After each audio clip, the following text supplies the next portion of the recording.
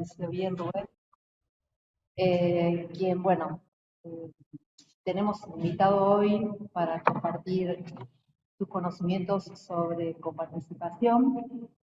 Ya ha sido un invitado de la casa, hoy tenemos nuevamente el honor de recibirlo. En la primera oportunidad vino a presentar su libro, Hacienda y Nación, una historia fiscal y financiera de la Argentina. Y bueno, hoy lo tenemos justamente como uno de los temas tan importantes que está preocupando hoy en Argentina, y bueno, lo vamos a atentamente escuchar. Previamente quería comentarles los variados antecedentes y formación académica de Rubén. Es licenciado en Ciencias Políticas de la Facultad de Sociales de la Universidad de Buenos Aires. Es especialista de posgrado en Administración Financiera del Sector Público, Facultad de Ciencias Económicas, Universidad de Buenos Aires. Es magíster en Estudios Estratégicos de la Escuela de Guerra Naval, Instituto Universitario Naval, Armada Argentina. Es doctorando en Ciencias Sociales de la Universidad de Buenos Aires, actualmente primer premio del Concurso Nacional de Ensayo Legislador José Hernández, edición 2003, otorgado por el Senado de la Nación, por un trabajo referido a las políticas culturales y la identidad nacional.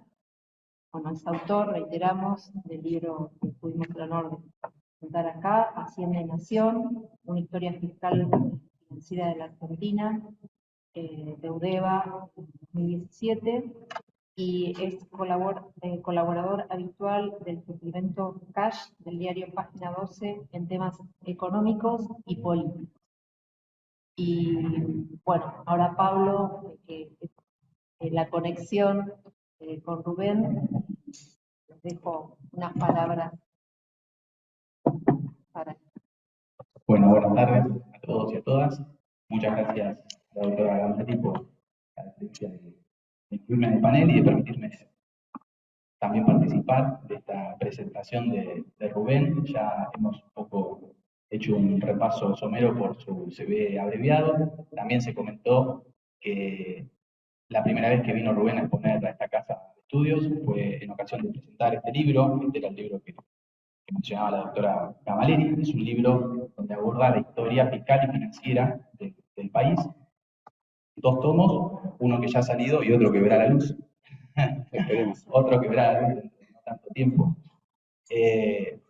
Cuando vi el tema me interesó mucho, conseguí el libro y luego de leerlo, la verdad que no pude más que sentir una profunda admiración por el autor, por el trabajo descomunal que implica esta obra, cuya segunda parte seguramente vamos a tener pronto entre nosotros. Y a partir de eso fue que hicimos el vínculo. Este libro editado por Eudeva llegó a nuestras manos y iniciamos el contacto con Rubén. En esta ocasión, ustedes van a tener el gusto de asistir a una presentación que, por lo que él mismo nos ha adelantado, es de alguna forma un adelanto de su presentación de la tesis doctoral. Quizás es un exceso decirlo así, pero Rubén está doctorándose con este tema, así que entenderán ustedes que es un experto en la materia. Nos va a hablar del tema de coparticipación federal, justamente por ser parte de su tesis doctoral, y como ustedes saben es un tema que integra el programa de nuestra materia, así que la conexión y la pertinencia está más que clara. Bueno, sin más preámbulos, le doy la palabra a Rubén para que nos deleite con su disertación.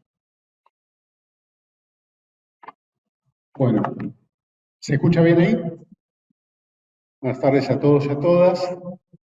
Gracias, doctora, gracias, Pablo, por esta invitación. Siempre es un placer para mí. Estuve hace 5 años, es cierto, presentando este primer tomo de Hacienda y Nación.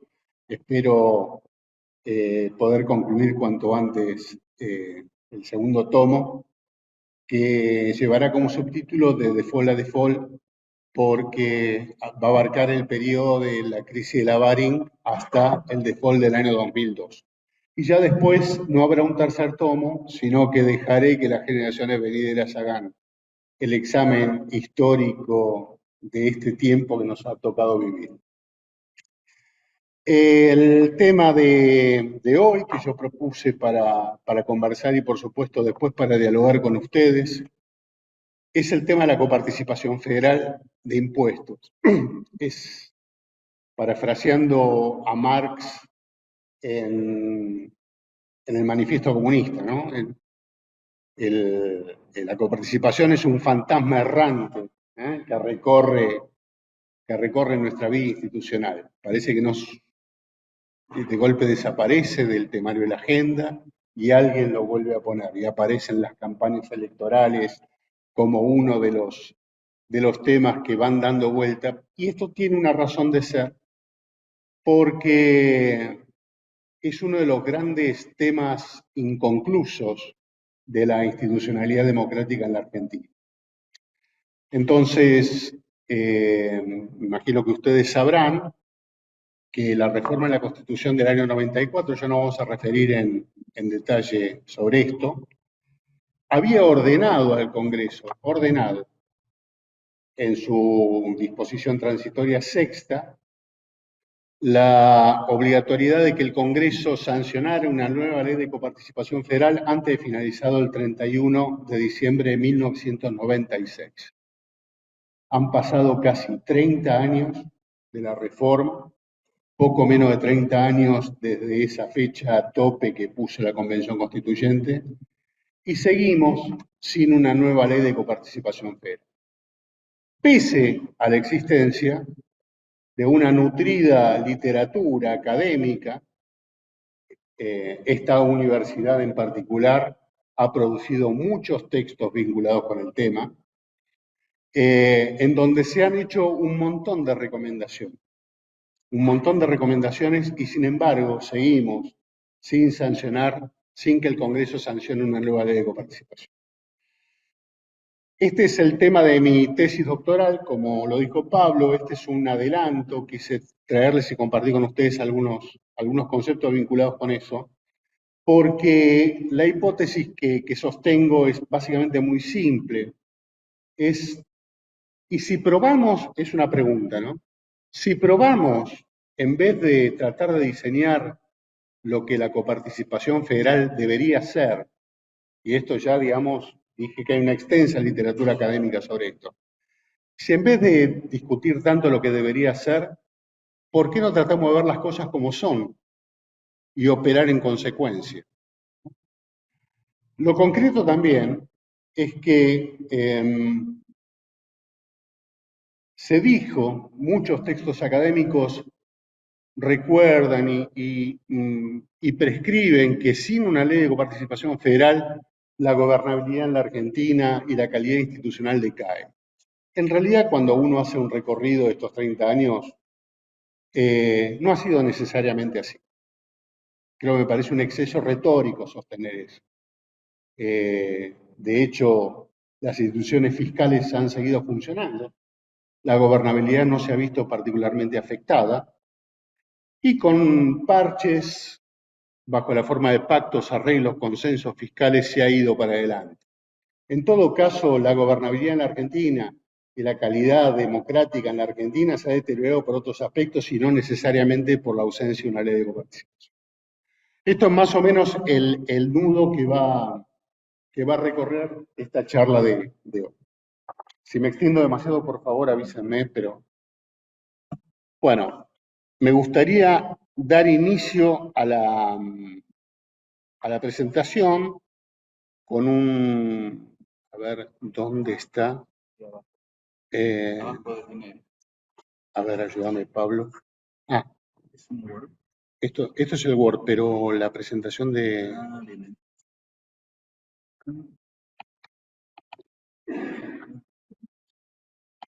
perfecto. Genial. Sí. Bueno,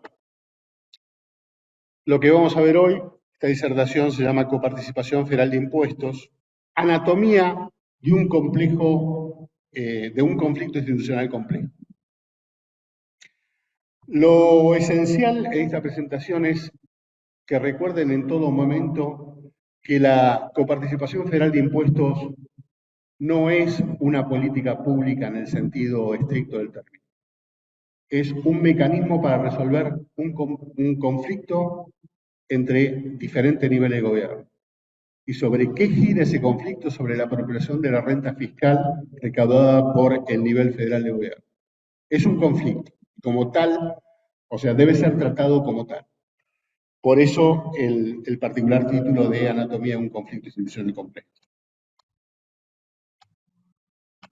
Vamos a comenzar explicando qué vamos a ver en esta presentación. En primera instancia, ¿qué es y cómo funciona la coparticipación federal? La COPA, como le dicen los economistas. Vamos a ver también un breve desarrollo histórico de cómo se llega desde el modelo original que algunos autores han definido como de separación de fuentes a este modelo coparticipado. Sí, perfecto. Está bien. Después vamos a ver los principales aportes académicos sobre el tema. La Universidad de La Plata, repito, ha sido un gran aportante a la literatura escrita sobre la coparticipación federal. Ahí vamos a ver un enfoque alternativo para pensar el problema, esto que yo les comentaba de dejar de ver las cosas como deben ser para empezar a verlas como son. Y por último, las perspectivas que se abren frente a una nueva ley de coparticipación. Vamos al comienzo entonces, ¿qué es y cómo funciona la COPA? ¿Qué es la coparticipación federal? En primera instancia yo la defino como un régimen legal que fije y reglamenta los procedimientos para que los ingresos que son recaudados por aplicación de leyes impositivas de carácter federal se distribuyan entre el gobierno nacional y provincias. Y esto, digamos, no agota el tema de la coparticipación, porque como ustedes saben, muchas de las provincias argentinas tienen régimen de coparticipación municipal, con lo cual, digamos, también hay acuerdos en el modo en que se distribuyen los recursos entre las provincias y los municipios establecidos en sus territorios. La norma principal que regula el funcionamiento del régimen de coparticipación federal es la Ley 23.548, sancionada en enero de 1988, y una ley que es como Highlander, tiene una capacidad de resiliencia y supervivencia pocas veces. Cuando hablo de régimen legal, no estoy hablando de leyes sueltas o una sola ley que estructura el régimen. Me estoy refiriendo a una compleja arquitectura de leyes, acuerdos intergubernamentales, decretos, fallos judiciales y otros actos administrativos de menor importancia, de variada antigüedad y relevancia, que permiten que el sistema de reparto de recursos federales entre las distintas provincias funcione. La ley de coparticipación federal, el régimen de coparticipación federal, viene a resolver dos problemas centrales del federalismo argentino. El primero, que la renta fiscal federal se distribuya de manera regular y efectiva entre la nación y las provincias. Y el segundo problema que resuelve es que las relaciones financieras intergubernamentales, que se derivan de ese vínculo financiero principal, tengan un ámbito institucionalizado de carácter permanente para resolver sus controversias y promover sus acuerdos.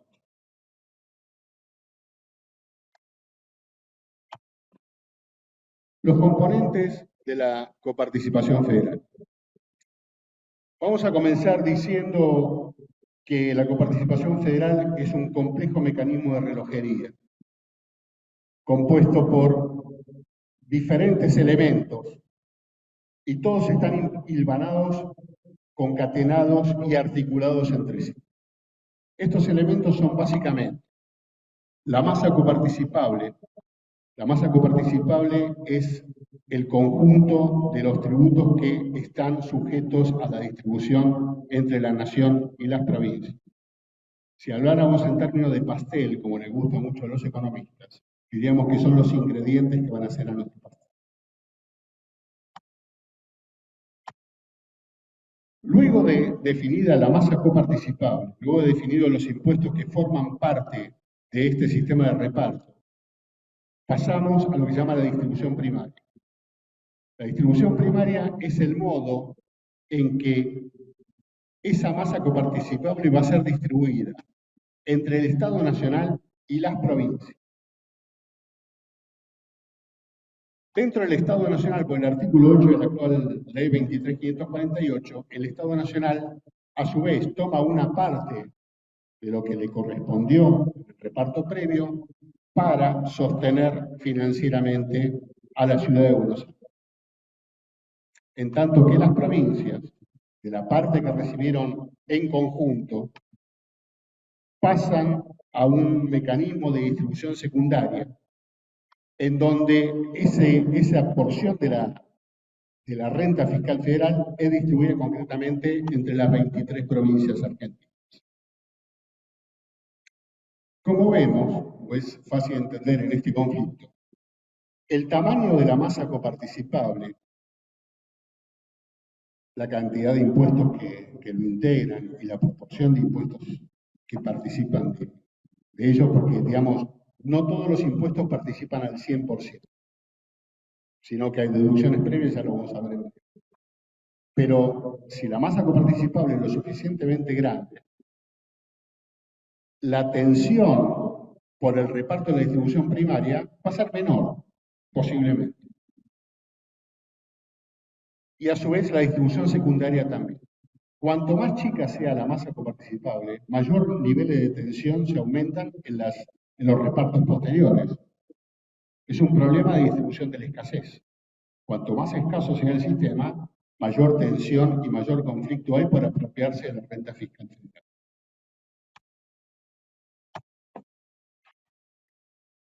Digamos que cuando hablamos de masa coparticipable, es porque seguramente hay otros impuestos que no lo son. Entonces, el universo impositivo federal, en realidad, se compone de tres grandes grupos de impuestos. Los impuestos coparticipados, que son aquellos que integran la masa coparticipable, los impuestos no coparticipables y los impuestos con asignación específica. Dentro de los impuestos coparticipados tenemos ganancias, ahí no se ve, IVA, los impuestos internos coparticipados, que son todos menos los impuestos internos sobre los seguros. Los impuestos internos sobre los seguros son de exclusiva atribución federal, no se coparticipan, pero el resto, sobre cervezas, alcoholes, etcétera, etcétera, sí se coparticipan. También son coparticipables los impuestos sobre el capital de cooperativas, el impuesto específico sobre realización de apuestas, los impuestos indirectos sobre apuestas online y impuestos sobre el dióxido de carbono, fuel, coque y carbono. Por otra parte, dentro de los impuestos no coparticipables, todos lo sabemos y esto es por disposición constitucional, son los impuestos sobre el comercio exterior. Básicamente derecho de exportación, una parte de los derechos de importación, el 99,35%, y los impuestos internos sobre seguros que acabo de explicar recién. Estos no se coparticipan y por lo tanto no son parte del conflicto por el reparto de la renta fiscal. Y los terceros son impuestos con asignación específica, que son aquellos que el Congreso les ha dado una finalidad exclusiva, o sea, son impuestos creados para atender gastos que la propia ley determina. Por eso tienen una asignación específica. Y estos impuestos, que no son coparticipables, son la tasa de estadística que se cobra sobre el comercio exterior, el 0,65% de los derechos de importación, los impuestos sobre créditos y débitos en cuentas bancarias, el impuesto al cheque, sobre los combustibles líquidos, los impuestos a la energía eléctrica, el recargo de gas natural, bienes personales, no son impuestos coparticipables, impuestos a los videogramas grabados, los impuestos a las entradas de espectáculos cinematográficos que es el 10% del valor de la entrada de un espectáculo cinematográfico y tradicionalmente ha servido para financiar las actividades del INCA. El Fondo Especial del Tabaco no es coparticipable, los impuestos a los pasajes al exterior, dentro del ya lo más reciente, ¿no? El adicional de emergencia de los cigarrillos, el monotributo no es coparticipable, servicio de comunicación audiovisual no son coparticipables, el impuesto país y las contribuciones a la seguridad social. Esto es los aportes que hace el empleador por cada empleado en cuanto a a las futuras prestaciones a la seguridad social. Entonces, lo que nosotros vamos a ver hoy es el conflicto que se origina en este primer grupo, que son los impuestos coparticipables. Acá se origina lo que algunos autores denominan el laberinto de la coparticipación. Bien, vamos a analizar ahora estos ingredientes de este gran pastel que se llama la masa coparticipable, que en primera instancia es una masa coparticipable bruta. ¿Cómo se compone? Del impuesto al valor agregado. El 10,31% se precoparticipa y se destina al financiamiento del sistema de seguridad social. Va directamente al ANSES, de todo lo que recauda el IVA. El resto, el 0,69%, va a las cajas provinciales de jubilación que no fueron transferidas oportunamente a la nación. De lo que queda, el 89% va a la masa coparticipable bruta. Del gravamen de emergencia de premio de juego de sorteo y concursos deportivos, el 3,2% va a financiar las actividades del Instituto Nacional del Teatro. El 16,1% al Fondo de Bibliotecas Populares. El remanente, el 80,7%, va a la masa coparticipativa. Del impuesto al capital de las cooperativas, el 50% va al Fondo de Educación y Promoción Cooperativa y el otro 50% se distribuye en la masa coparticipativa. El impuesto indirecto sobre apuestas online, el 5% va a financiar el ARSAT y el resto, el 95%, a la distribución. Como vemos, en el caso de estos impuestos existen precoparticipación, o sea, deducciones previas al ingreso a la masa coparticipable. Todos los demás impuestos, a las ganancias, el ITI, o sea, el impuesto a la transferencia de inmuebles y sucesiones indivisas, el impuesto específico sobre realización de apuestas, el impuesto al dióxido de carbono y los impuestos internos coparticipables van todos íntegramente a aumentar la masa coparticipativa. Ahora pasamos a la distribución primaria. Previo a ver cómo se distribuye entre la nación y las provincias en su conjunto esa masa coparticipable, de la masa coparticipable bruta se toma el 1,9% que va destinado a financiar el AFIP. Esto se toma como la remuneración al costo tributario de recaudar los impuestos. Entonces la AFIP se queda con el 1,9% y esto es lo que financia la actividad global de la AFIP como su trabajo de recaudador. Como recauda en nombre de las provincias y recauda en nombre de la nación, previo a la distribución de las provincias de la nación se toma ese 1,9% y se destina al financiamiento de sus actividades. A su vez, hay una suma fija de 550 millones de pesos anuales, ya completamente desactualizada, porque los diferentes acuerdos y consensos fiscales en su momento determinados son muchos, fueron fijados en la época de la convertibilidad, con lo cual se suponía que no se iban a devaluar por efecto de la inflación. Se quedaron fijados en términos de montos fijos, no alícuotas, y hoy han perdido completa actualidad. Pero digamos que de esa masa coparticipable bruta, además del 1,9 de AFIP, se destinan 550 millones anuales a financiar un fondo compensador de desequilibrios fiscales provinciales. que incluya casi todas las provincias, menos a la provincia de Buenos Aires, y después veremos por qué.